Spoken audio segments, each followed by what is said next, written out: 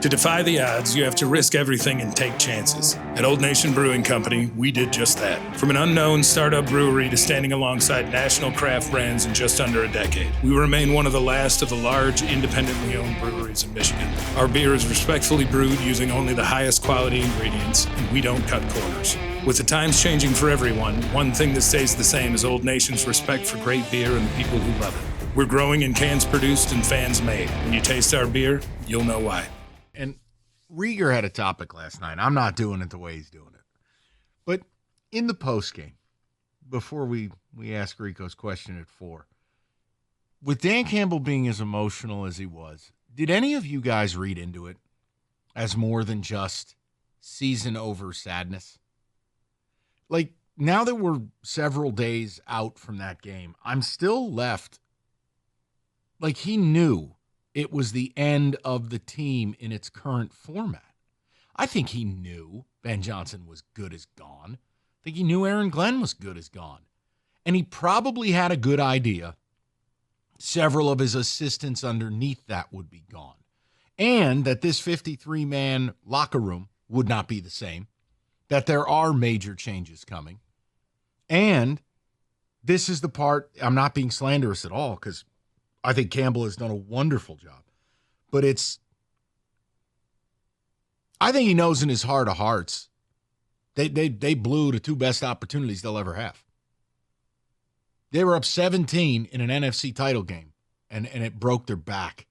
Then they do everything. They put the sign up in the locker room. They put it on the scroller the date of the Super Bowl. All year, Super Bowl or bust. They earn the 1 seed. They go 15-2. They avenge all of the grievances. Skipper is eligible. They scored again on the Cowboys. Just bombing people, right? Yeah. And he's at that podium, and he fell apart. And no one cares more about their players than him. I'm not telling you it's wrong to be emotional. It's not. But I just, am I crazy for reading that deeply into it? That I think he knows deep down. No, it's not that we'll never win a Super Bowl or that we'll never get there. It's that we'll never have these 2 chances again. Yeah. And this is going to come, like, it's not always this linear growth, that there might be a step back in order to take 2 steps forward. So I wanted to ask you and the people, as we get into your topic at 4, did it strike you that way, seeing Dan Campbell at the podium? See, I think it kind of leads into the topic at 4, because I looked at that as a lot of what you just said, but I looked at Dan Campbell and he was so emotional because he realized nobody's coming back. I'm going to have to do this all over again. And my God, this was the best chance that we had. We had it all lined up. Everything was coming through us. We were the best team. We firebombed everybody throughout the entire season, and it ended this way. It was soul-crushing because it wasn't supposed to be to a rookie quarterback at the crib. It was supposed to, if you were going to be crying like that, it was supposedly because the ref screwed you over in New Orleans to Mahomes again, and you all saw it. Not to Jaden Daniels. No. Not to the Commanders. And I think he knows this is probably the best team they're ever going to have. Yeah. The situation set itself up that he knew that he took it upon himself. And you know, he's the head coach, but he was thinking, my God, I blew this. Yeah. And look, again, I'm not putting words in his mouth. I'm only telling you how I feel about what I watched. It makes you wonder, like, did he know? This is a question. I'm not making the claim. I didn't do a good job preparing these guys. They were too overconfident. They were too complacent. The devil's in the details, and we missed every detail. And this team panicked. I panicked. I mean, hell, that 4th and 2, one of the biggest plays of the game, the blood is squarely on his hands. It goes nowhere else. When you have 12 to 15 seconds to react to something on an NFL sideline and you don't do it, you're in dereliction of duty, period. The 12 men on the field, that was a crippling moment. So I wanted to do that because, as Rico, as you said, like, it does lead us into which loss was more painful for people. And it's funny, Mike, because that moment right there, the 12 men on the field, 2 weeks ago, remember how we were making fun of O'Connell and the Vikings and saying we got them to play out of their system. Yeah. They were going for it. Commanders got the Lions to play out of their system and stop doing things their way, and they was trying to react instead of just being the Lions. See, and that was one of those where, yeah, common sense says just call timeout. But no, because we're going to need that timeout because of later. And you're over there trying to have this conversation instead of just saying, or we just call timeout, we'll have 2 later, and we still got this offense that put up a ton of points. They got the Lions to just outthink themselves. By the time they got penalized, I had gone from sitting to standing to yelling timeout, to then I looked like Captain Morgan with one foot up on the ottoman going, what the F are you doing? Call timeout. Like, I cannot have that series of movements and you don't call a timeout. It's good use of Captain Morgan. I'm like, what are you doing? Yes, I was nervous. I get nervous during games, so I stand up. No, I got you. The Giants, the Lions, whatever. And it could be teams I don't even care about. In big moments, I need to stand up for these things. Nope, I got you. I'm right there with you. Dogs look at me like I'm out of my effing mind, but whatever. I'll pace, yeah. Yes.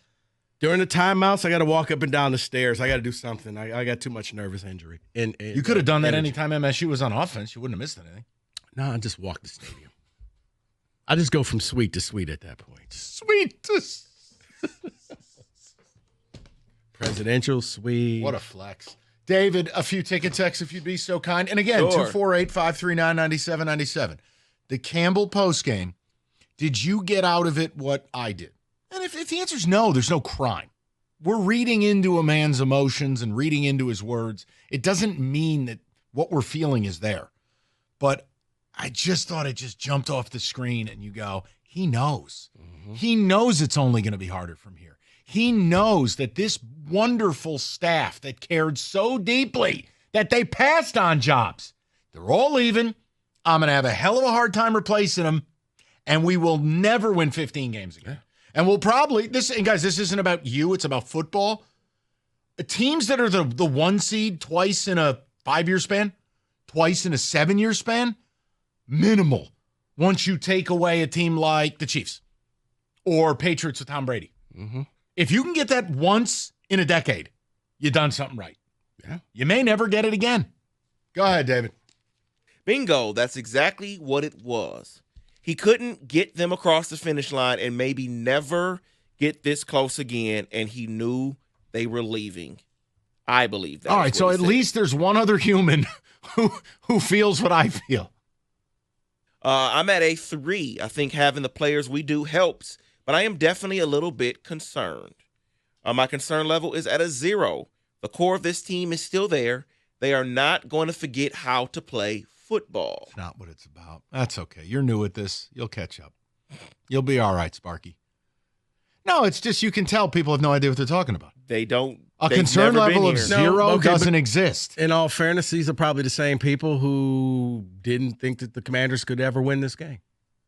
That's what I'm saying. Like that's right. That's what I'm saying. So yeah, to me, Dan Campbell knew this was not the speech I was supposed to be giving.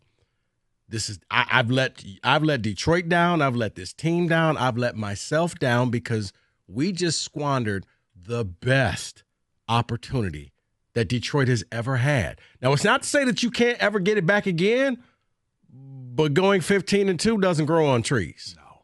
So, yeah, everything was going to go. It was aligned perfectly. You never had to play outside. You were going straight to the Dome in New Orleans. And instead, you're watching your staff get picked apart. Now it looks like a Thanksgiving Day turkey carcass just getting picked apart. And to your point, someone is Xavier Legette, never change, buddy.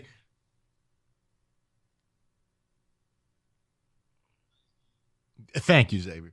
To your point, Rico, what you just said, someone's texting this in. Dan Campbell kept referencing the core players of the team would be here next year. That leads me to think he absolutely knew his staff was gone and it would look different next season. Big time. Staff's going to be gone. I think there's more changes to the personnel than people realize. But we don't need to have those conversations today because that's going to unfold in real time. But we'll get to the people. Obviously, we want to talk about kind of the compare and contrast of levels of pain because Rico got into it with a few callers yesterday. I thought it was an interesting conversation of which loss gutted you more.